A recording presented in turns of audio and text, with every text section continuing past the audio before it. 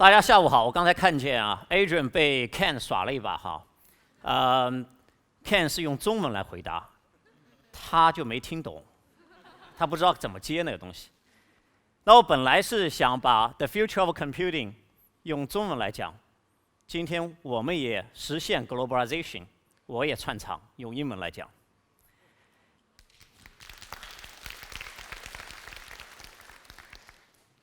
Today's topic is about the future of computing. Now, before I get into that topic, I want to go back about 20 years ago. 20 years ago, when I was still a student, I heard on the news that IBM's Deep Blue computer has beaten the world chess champion player, Garry Kasparov. I don't know how many of you remember that, but I certainly remember that. Now, I'm not talking about 20 years ago. I'm only talking about 4 years ago. I want to show the picture. Jeopardy. Somebody know the game of Jeopardy? It's a very popular game in the US, in the Western world, actually. And in the middle, that's Watson, a computer,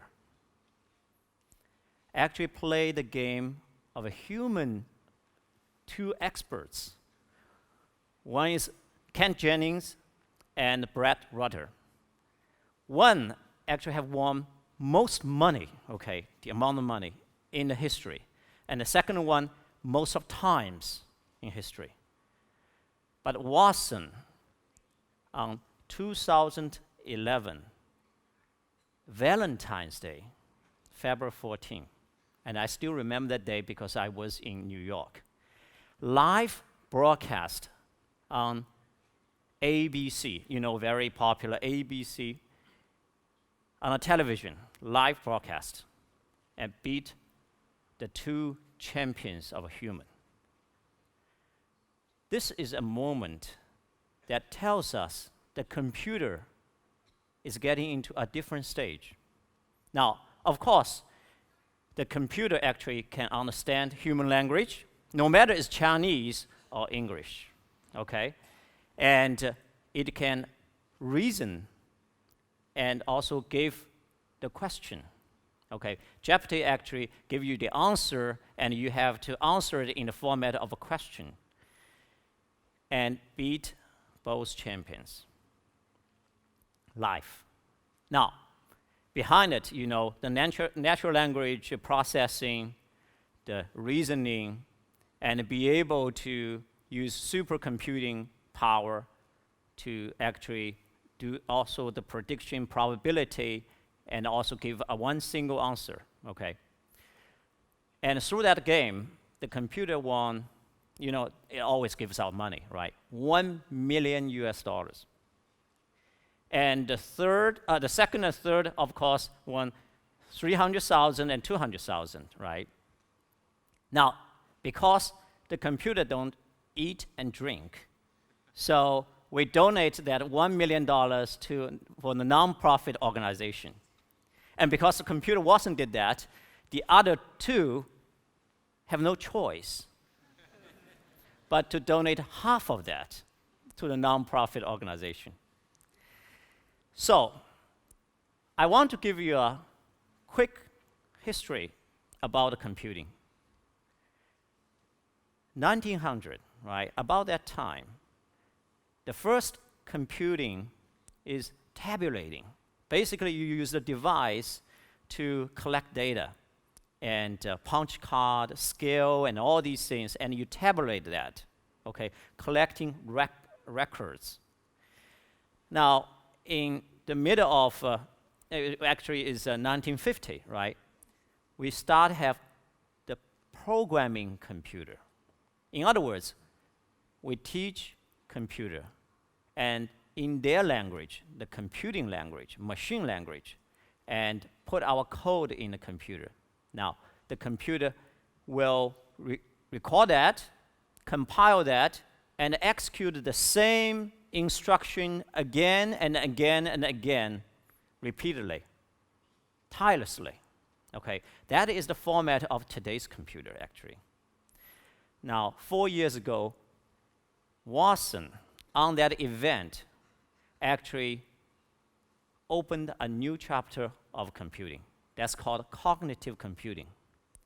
Cognitive computing means you don't need to teach computer, but computer can learn.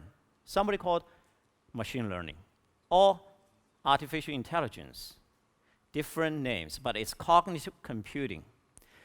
Why we're doing this? What's the advantage of cognitive computing? Today, as Adrian was surveyed the crowd, say how many people you have cell phone, the smartphone, and all these devices, wearable device, I have wearable device, etc. All these instruments are transforming our real world into a virtual world, a digitalized world. That is called big data. We have a huge volume of data, variety of data, coming at us at very fast speed. Okay, how fast it is? Let me ask you. How fast it is? How big is the volume of that? Since the middle of last year and towards the end of this year, we will generate 20 zettabytes. 20 zettabytes. Now, what is zettabytes? People will say. That's 10 to the 21st power. That is a huge number. That equivalent to all the data human has generated, started the beginning of a human history towards the middle of last year.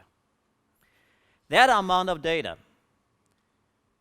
if it's not computer, we need to teach computer to digest that, understand it, reason that, and help us to understand this world.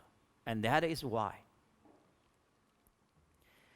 Now, when we look at all these different scenarios, since we already have the Watson machine, we are not creating that just for playing games. The first application, we say, let computer to learn medicine. Teach it medicine. Can it actually help us to cure disease? Now, the notorious disease is cancer, and we want the computer to help us to cure cancer. We partner with New York Genome Center, one of the best genome center in the world. And when we look at cancer, we need to understand everybody's DNA. Now today, you can actually get your DNA mapping, your genome mapping, under $1,000 US. And there's a huge amount of data available right now. So, cancer.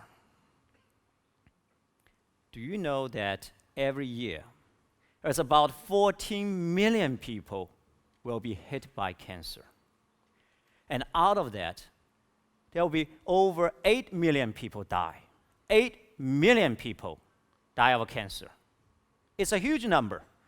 If you say, well, we have a war, and 8 million people die each year, can you imagine that? We will have to stop that war. But we are at war with cancer. And it is a really daunting task. It's a very, very difficult task. Let me just take the tumor, the brain tumor, okay? It has about 800 billion DNA. And a pair of DNA in it. And it's mutating every single minute. So there are billions of billions mutation. But at the same time, the good news is we have studied this cancer, variations of cancer, and published knowledge in New England Journal of Medicine or many conferences and many clinical trials, etc. 23 million of those publications. 23 million. That's humans' knowledge about cancer. Can we ask Watson to crawl all this data, to understand that, and give us some suggestion? Now, what is this? When we ask Watson to study cancer materials, this is what forms in Watson's brain. Now, people will say, well, is this a solar map or constellation or anything like that? No, actually it's the relationship of receptors of all these, the normal DNA versus the mutated DNA in the cancer form, and also how the drug interact with it. So Watson today actually can prescribe, help the physicians to prescribe individualized treatment. At that time, use medicine to stop that kind of mutation. And today, if you go online, and you will see Watson Oncology, or Dr. Watson actually is practicing, okay, in many hospitals in US, in Dallas, in New York City. Now, if we say that, wow, Watson, that kind of human cognitive computing is very, very powerful, but I also want to let you know it has its downside. Can somebody tell me what this is? I would think everybody would say, well, this is a picture of a street theme, and it is a New York street, and there is a car actually passing very fast in front, okay, and some pedestrians there, standing there, okay, and with buildings there. Very, very easy for us human be able to understand that picture. But for computer, with today's architecture design, very, very difficult. What take us, okay, our brain, let me just look at our brain, right? There are about 100 billion neurons in our brain. 100 billion, okay? And each neuron has about 1,000 to 10,000 synapses, okay? That's the connection between neurons. So think about it's a massive, net or, coming out, every single one connecting with each other. So there are about 100 trillion synapses. And it only consumes about 20 watts, okay? It's a very efficient machine, very, very efficient.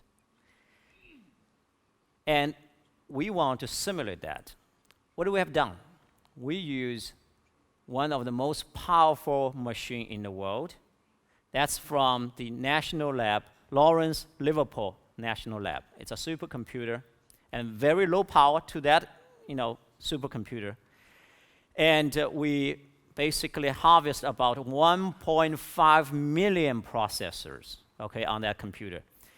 And we created about 6.3 billion threads, okay, all the programming threads.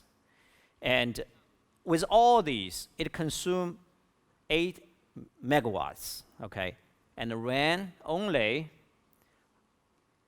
1,500 times slower than our brain. This is a task that is not suitable for today's computer architecture design. And what is worse, if we want the computer to understand movie and explain the movie to us, it's a daunting task. And it will, actually for 1 second movie, it will take 12 billion watts. Energy-wise, it's not sustainable either. And for us, 20 watts, okay? So, what can we change? Of course, we want to learn. What is this picture? Can somebody tell me? This is a picture of a monkey's brain when it's trying to reason something. Now, the size of a monkey's brain is about the same size of our human brain, about 2 liters. So what is 2 liters, the size of that? You have the bottle of water, right, about 500 milliliter, 4 bottles of that. You pour that in, that's the size of brain, okay? But I told you, it has billions of connections okay? This is the simulation. So we think we can learn something from monkey's brain or our own brain to design the next generation of a computer. This is what we have. We're no longer follow the Van Neumann architecture design.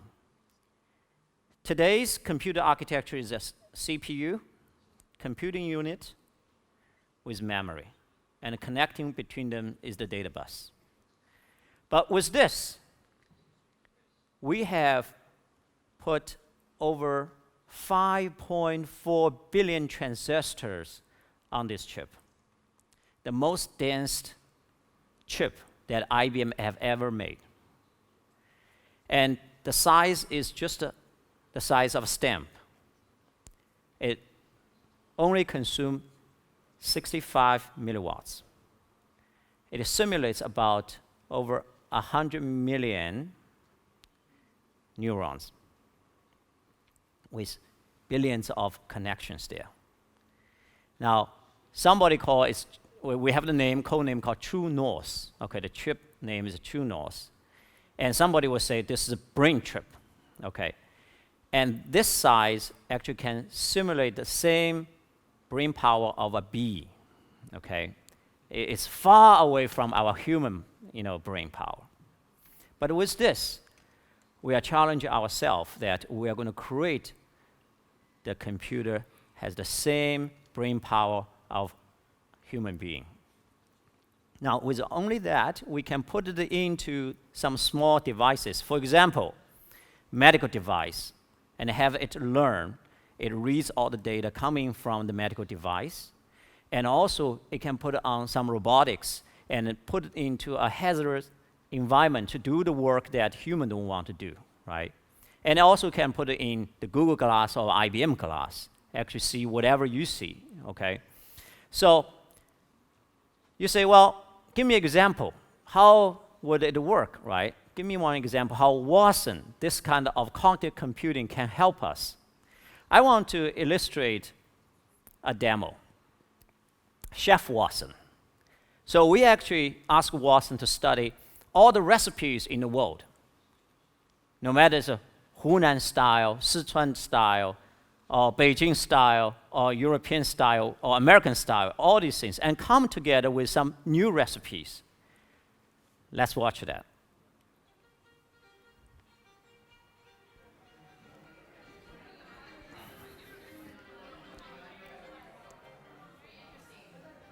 Something new, something different. Definitely great. It definitely is a shock that the recipes and the ingredients were selected by computer.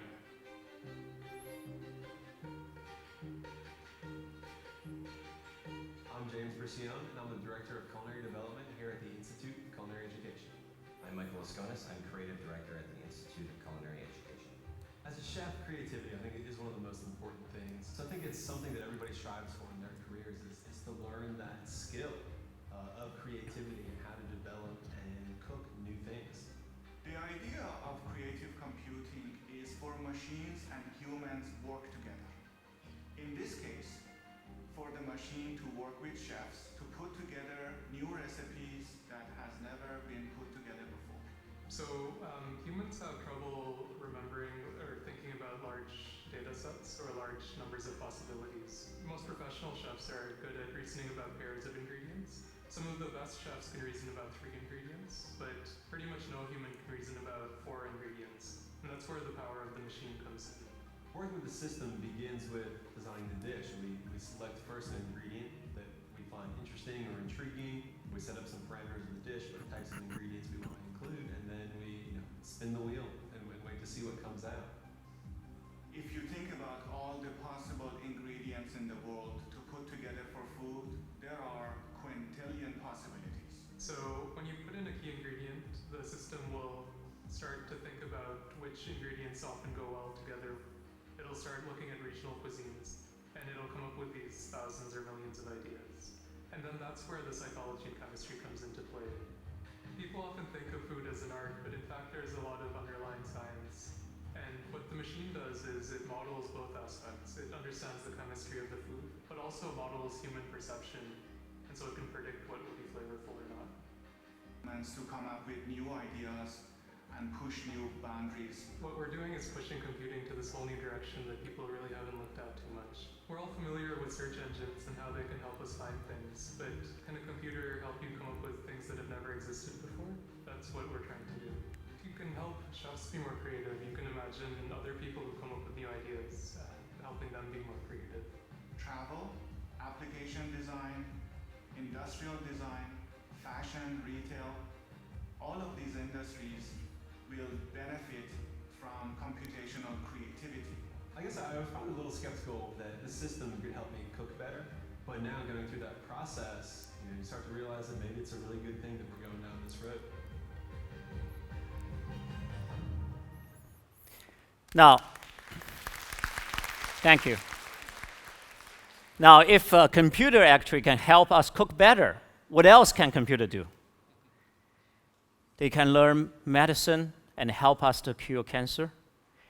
We can have it learn financial management and to gain a lot of money from stock market. I know the A-share is going up this year, right? We can let computer teach us to do wealth management. There's a lot of things we can ask computer to do for us, as long as it can not only compute, can also think and create. That is the future of computing. Thank you, everyone.